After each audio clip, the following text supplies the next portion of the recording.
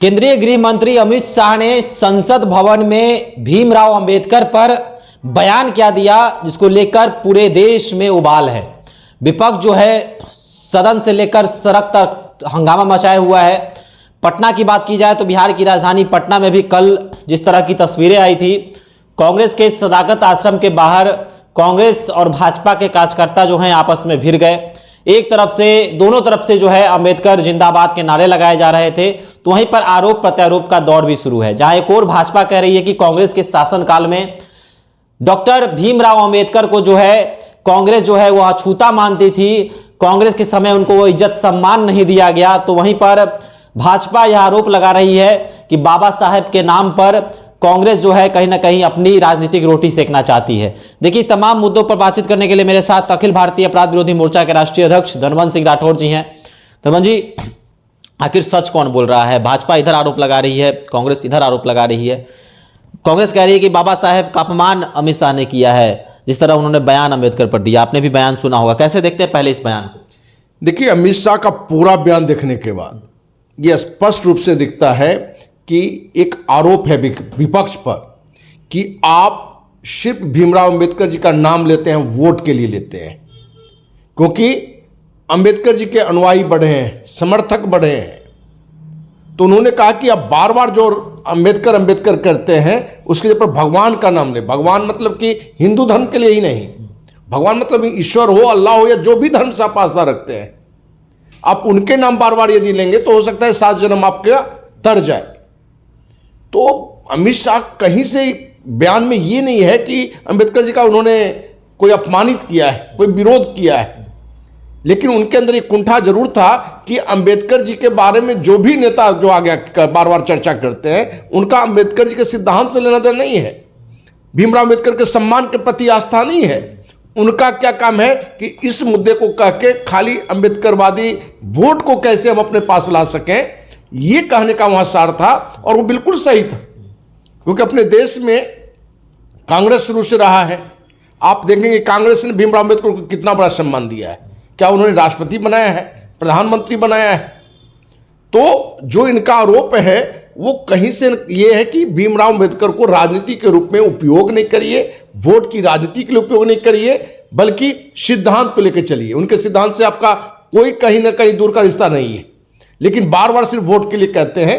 तो कहीं ना कहीं जो अमित शाह जी का जो कहने का जो उद्देश्य था, उससे हटकर उस न्यूज को तोड़ मरोड़ के लोग परोस रहे हैं। जबकि सच्चाई है कि अभी जरूरत है कि आप जो देश में गरीबी है, भ्रष्टाचार है, जुल्म है, अन्याय है, उन पर आप बहस करिए सदन में। लेकिन सदन में भी लोग बहस किस बात पर कर रहे हैं? तो जिससे वोट की राजनीति हमारा सीधा हो सके। और कहीं बयान में थोड़ा भी बायां दायां है तो उसको अलग एक रूप देके अलग हम अपना काम करें। तो इस पूरी घटना में हमें नहीं लगता है कि अमित शाह ने कहीं भीमराव अंबेडकर जी को अपमानित किया है और कोई वो ध्येय है, ऐसा हमें कहीं से नहीं दिखता है। अच्छा, इस बयान को लेकर दिल्ली से लेकर बिहार तक जो है इसकी धमक है, और इसका धुआं जो है बिहार में भी देखा जा रहा है। दिल्ली विधानसभा चुनाव भी 2025 में है, बिहार विधानसभा चुनाव भी 2025 में आने वाला है। तो क्या कुछ कहेंगे? क्या दलित वोट बैंक जो है इस बयान को लेकर, इस मुद्दे को लेकर, जिस तरह से विपक्ष ने इसको मुद्दा बना लिया है, तो दलित वोट बैंक क्या भाजपा से खिसकेगा? आपको लग रहा है ऐसा?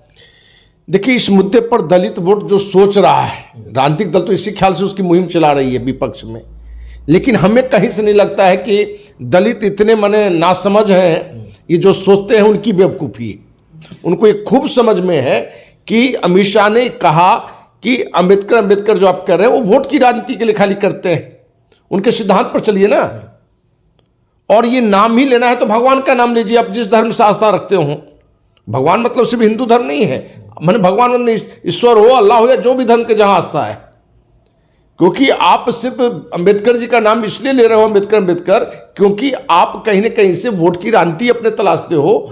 इस कारण से उन्होंने कहा है। तो केंद्र में हो कि बिहार में हो कि अन्य स्टेट में हो, हमें कहीं से नहीं लगता है कि इस मुद्दे पर दलित कहीं भी टस से मस होगा। वो कहीं ना कहीं जो अभी कहीं भ्रष्टाचार है, कहीं अन्याय है, देश की गरीबी है, कौन अच्छा कर सकता है, राष्ट्रवाद है, इन्हीं मुद्दों पर कहीं ना कहीं राजनीतिक दल को समर्थन करेगा। लेकिन राजनीतिक दल का काम है कि कहीं भी थोड़ा मौका मिले तो कैसे हम अपने लिए वोट का एक दूसरा लाइन खींचे। तो कांग्रेस हो या कोई भी पार्टी हो, कोई ऐसा नहीं कि हम कांग्रेस विरोधी और भाजपा समर्थक हैं, लेकिन इस पूरे बयान में जैसे पूरे देश में हो हल्ला मचा हुआ है, मीडिया भी चारों तरफ से हो हल्ला मचा हुआ है, तो कहीं ना कहीं हमें लगता है कि इस मुद्दे पर जो हो हल्ला है वो कुछ एक्स्ट्रा है, ज़्यादा है। कभी कभी बातचीत करने में भी लोगों को होता है कि थोड़ा बोलना कैसे, थोड़ा बैलेंस कर रहा है, तो उसका अर्थ अलग निकल जाता है, तो उसको एक नया हवा दे दिया गया। लेकिन जो अमित शाह का पूरी स्पीच जो हमने सुनी है, तो उसमें पूरा क्लियर है कि अंबेडकर लोग सिर्फ उनके वोट के लिए कर रहे हैं, जबकि उनके सिद्धांत के लोग नहीं चल रहा है। जिनकी सत्ता थी पहले, वो भीमराव अंबेडकर को कितना सम्मान दिए, कितना उनको वो आगे लेके चला है, वो लोगों से छुपा हुआ नहीं है। और भाजपा या जो ये एनडीए गठबंधन है, वो कितना सम्मान दे रहा है धरातल पर, उस पर भी उसने फोकस किया है। तो हमें लगता है कहीं से ये अमित शाह द्वारा अंबेडकर जी का अपमान करना नहीं है, बल्कि जो वोट की राजनीति कर रहे हैं उनके ओर एक व्यंग्यात्मक शब्द है। अरविंद केजरीवाल ने नीतीश कुमार को और चंद्रबाबू नायडू को जो है चिट्ठी लिखा है और कहा है कि विचार करने को, अपने सांसदों को आप समर्थन हटाइए और एनडीए से अलग होकर महागठबंधन में जाइए। तो क्या नीतीश कुमार, बिहार के मुख्यमंत्री, इस विषय पर सोचेंगे? दलित वोट बैंक को लेकर क्या नीतीश कुमार इस पर कुछ फैसला ले सकते हैं? देखिए, नीतीश हो कि चंद्रबाबू नायडू हो, या देश में जो भी राजनीति चल रही है, मूल्यों की राजनीति करने वाले कोई नहीं है। नीतीश कुमार को यदि भाजपा के साथ, एनडीए गठबंधन के साथ कुर्सी सेफ लगेगा तो वहीं टिका रहेगा। चंद्रबाबू नायडू को लगेगा कि इनके साथ सेफ है तो वहीं लगेगा। कहीं से लगेगा कि इनसे हटके भी हमारे लिए कोई इससे बड़ा अवसर है, तभी इस मुद्दे में उपरेंगे। इसलिए केजरीवाल लिखे कि राहुल गांधी लिखे कि कांग्रेस अध्यक्ष लिखें, खड़गे लिखें, ये कोई मायने नहीं रखता है। एक सामाजिक कार्यकर्ता के नाते हम जो अध्ययन कर रहे हैं कि हर राजनीतिक दल का लक्ष्य एक ही है, वो है सत्ता। जैसे भी पाया जाए, वो धर्म के नाम पर पाया जाए, कि जाति के नाम पर पाया जाए, कि किसी राजनेता के नाम पर पाया जाए।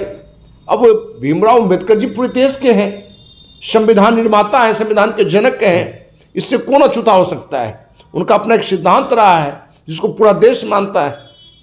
लेकिन कहीं ना कहीं इस नाम को लेके, इस मुद्दे को लेके, क्योंकि बार बार लोग अंबेडकर कर रहे थे, तो अमित शाह जी ने कहीं ना कहीं व्यंग्यात्मक रूप में जो विपक्ष पे कटाक्ष होना चाहिए, उसमें उन्होंने सिर्फ खाली भगवान शब्द जोड़ दिया, तो इन लोगों को मिर्ची लग गया, विपक्ष को मिर्ची लग गया। अरे भाई मेरे, उसने सही कहा कि भाई उनके सिद्धांतों पर चलिए, सिर्फ नाम लेते हैं।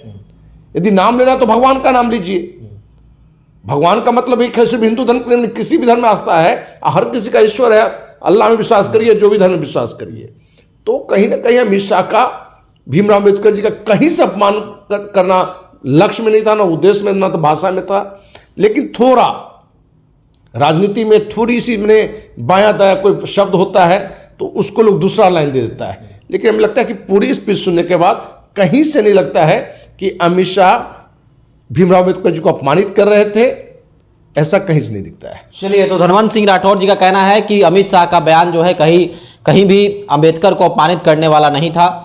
उन्होंने उनके पद चिन्हों पर चलने के लिए जो है कहीं ना कहीं राजनीतिक पार्टियों से कहा था कि उनके नाम पर राजनीतिक रोटियां न सेकें, अंबेडकर के पद चिन्हों पर चलें, उनके द्वारा कही गई बातों पर चलें, ये उनका आश्रय था। तो आपका क्या कहना है अंबेडकर को लेकर, अंबेडकर के इस बयान को लेकर? अमित शाह ने इस प्रकार से भीमराव अंबेडकर पर जिस प्रकार के बयान दिए हैं, इसको आप किस प्रकार देखते हैं? आप भी हमारे साथ कमेंट बॉक्स में अपनी राय रख सकते हैं। धन्यवाद।